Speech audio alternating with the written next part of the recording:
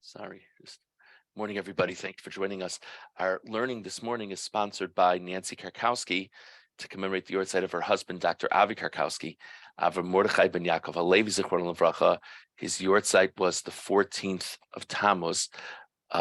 Many of us have extremely fond recollections of Avi. Avi was an extremely intelligent person. He could talk about so many different topics, but what really jumped out about him more than anything, I'm sure for everybody, was his exceptional warmth. And so many people in our shul, their shalom aleichem to our shul was Avi Karkowski coming over, whether in shul or at davening or at kiddush, saying hello.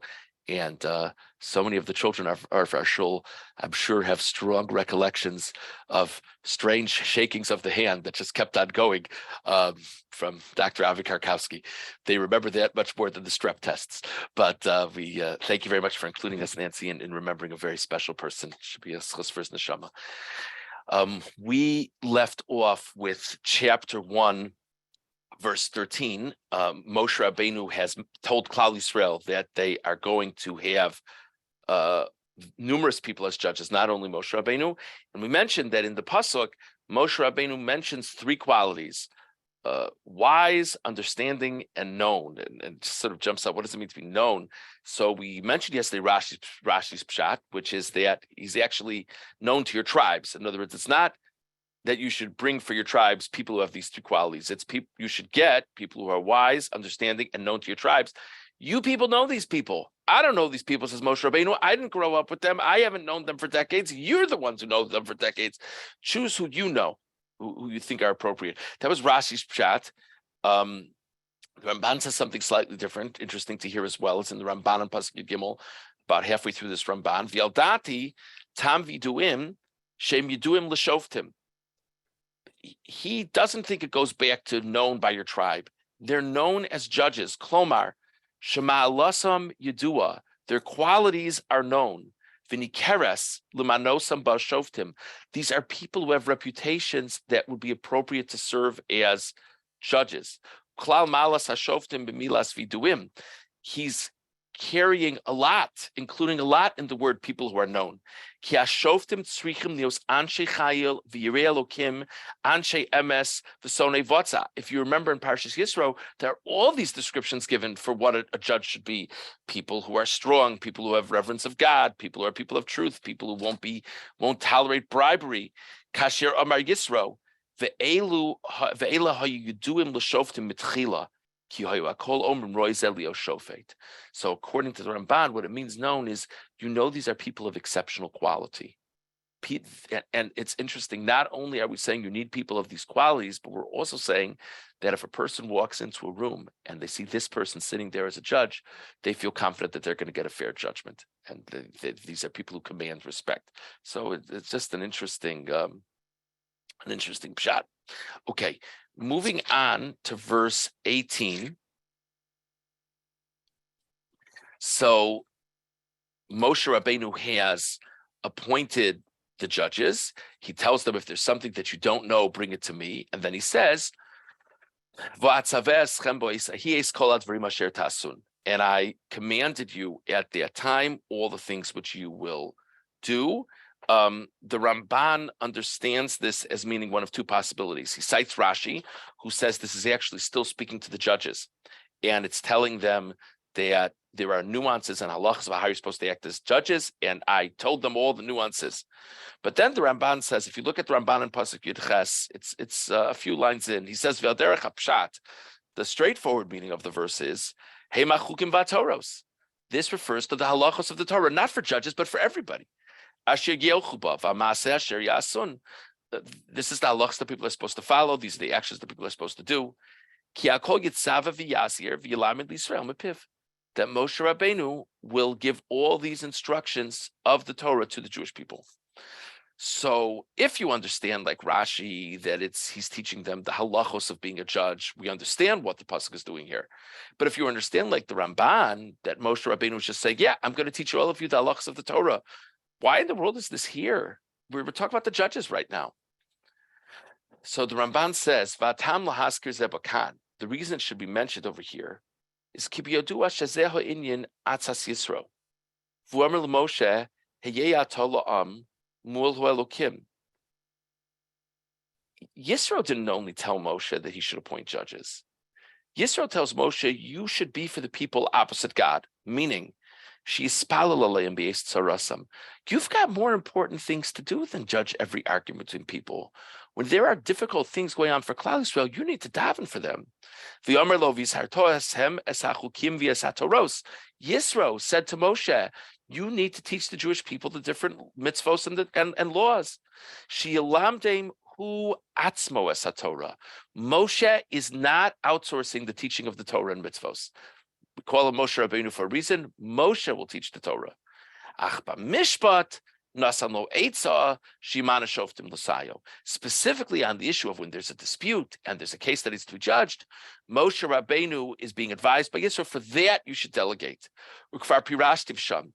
Therefore, Moshe Rabbeinu says here, that Moshe Rabbeinu is clarifying that when he appointed these people as judges, lo mina osam rak al hamishpat, he's only appointing them to judge. But still, the actual learning of the Torah must come from the conduit, who's Moshe. So it's interesting. Moshe Rabbeinu is not only taking Yisro's advice in the delegation, he's taking Yisro's advice in what he shouldn't delegate. And the reason, explains the Ramban, why this pasuk is here is he's saying, even though I'm outsourcing the job of judges, I'm not outsourcing the teaching of the Torah. Now, there's an obvious question here. There's an obvious question that is probably occurring to some of you. We keep on talking about Yisro. Why doesn't Moshe talk about Yisro? This is all a follow-up to Yisro's advice to Moshe in Parshas Yisro. Why isn't Moshe giving him credit here? Moshe doesn't mention Yisro. Moshe doesn't mention the fact that what he said. Moshe Rabbeinu knew that it would make Yisro uncomfortable if all of Klal Yisrael is standing there and Moshe mentions Yisro. What Yisro said to Moshe, he said to him as private advice. He didn't want to give a press conference about it.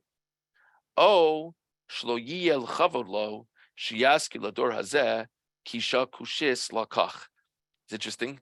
Politics are always interesting. Communal politics are always interesting. This is Moshe Rabbeinu's farewell speech to Klal Yisrael. Maybe this is not the moment to remind them that he has this father-in-law from another nation, because that reminds them that his wife is from another nation. Maybe this will become a whole distraction in the moment. Very interesting Ramban just about the reality of the world in which we live. But it's possible, says the Ramban,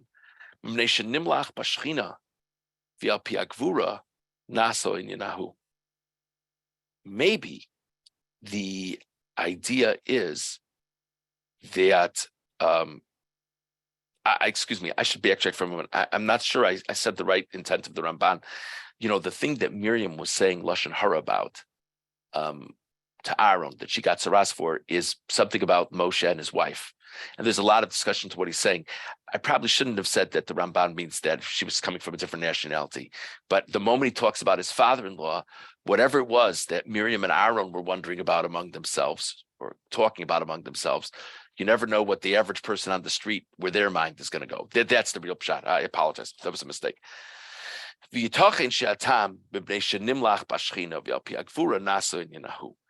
possible, says the Ramban, that Moshe is clarifying why he's doing what he's doing. It was very good advice that he got from Yisro. But the reason Moshe is doing what he's doing is not because Yisro advised it. The reason Moshe is doing what he's doing, says Ramban, maybe, is because Moshe consulted with Hashem. So to say, let me tell you what my father-in-law told me, it makes it sound like this major decision in Klal Yisrael is being done because somebody or another made a suggestion. Maybe it was a good idea, maybe it was a bad idea. Moshe Rabbeinu, as the prophet of Klal Yisrael, by just saying this is what we're doing, the implication is that this is all by God's directive, which Ramban is saying maybe that's the pshat here. And that's why he didn't mention Yisro. An interesting comment. Okay, moving on to verse 23, just a technical point. we now are in the story of the spies. It wasn't so long ago we had Parsha Shlach, and we referenced this Parsha numerous times when we were discussing Parsha Shlach. And the previous pasuk talks about the fact that the Jewish people came forward and requested that Moshe Rabbeinu should assign spies. And now in verse 23, Vayitav beinaya davar, Moshe Rabbeinu says, I thought that was a good idea. V'ekach mikem shnei masar anashim, and I took from among you 12 men, ish echad lashavet, one man per tribe. If you remember back to the beginning of Parsha Shlach, we named them all, and we talk about that they were each people prominent in the nation. We didn't say any of that here. We just said, I appointed one person per tribe. Why not? Why don't we say that these are prominent people? So, of course, the answer might be that we're just giving a brief summary of everything. But the Ramban says something else. The Ramban in Pasuk Chav Gimel, ve'ekach mikem shnei masar nashim, lo shibach osam bin siyusam. Moshe Rabbeinu does not praise them here with their prominent position, Klal Yisrael, as being the heads of tribes. Ve'yosam Roshei b'nei Yisrael, and the fact that they have positions in the leadership of the Jewish people. Ki acharei shehirshiu, lo yisaper b'shavach rishayim. They did something terrible. In other words, the Torah mentions their prominence because nothing bad happened yet. So it's worthwhile to note these prominent people. Moshe Rabbeinu is reviewing the story. We know where this is going to end up. This is going to end up that they did something horrible. Why should Moshe be praising the wicked? So that's what the Ramban says. Just an interesting pshat. And Moshe's summary of what happened with the spies is fascinating. So Moshe appoints 12 people. Verse 24, Vayifnu vayalu ahara, vayavo ad nachal eshkol, vayraglu osa. They went to the mountain and they spied it. Verse 25, Vayikchuvi adam b'pri haaretz. And they took in their hands from the fruits of the land, Vayoridu eleinu, and they brought the fruits to us. Vayeshivu osanu davar vayomru. They brought us back word and they said, Tovah haaretz. The land which God gave us is good. Now that doesn't sound surprising. We know that's what it said in the pasuk of Shlach. Verse 26. V'lo avisem lalos. And you didn't want to go. You, the Jewish people, didn't want to go. V'atamru es pi Hashem Elokechem. And you rebelled against Hashem, your God. That's the story. The spies came and said it was great, and you didn't feel like going. Does that strike you as an accurate summary of the story of the spies?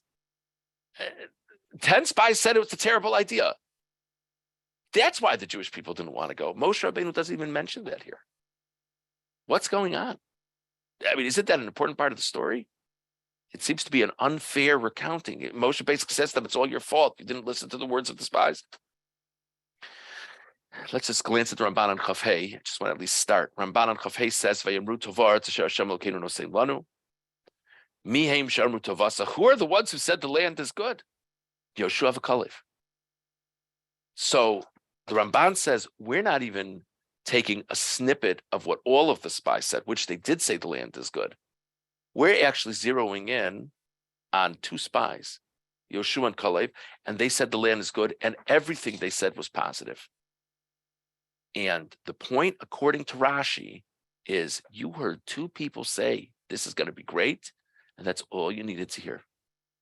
And if you think that you're excused because other spies said something negative, you're wrong. The only thing relevant here is there were spies who said something good and you ignored it. The Ramban is going to say a different shot. We'll talk about it tomorrow, God willing, but the psukim are very striking over here.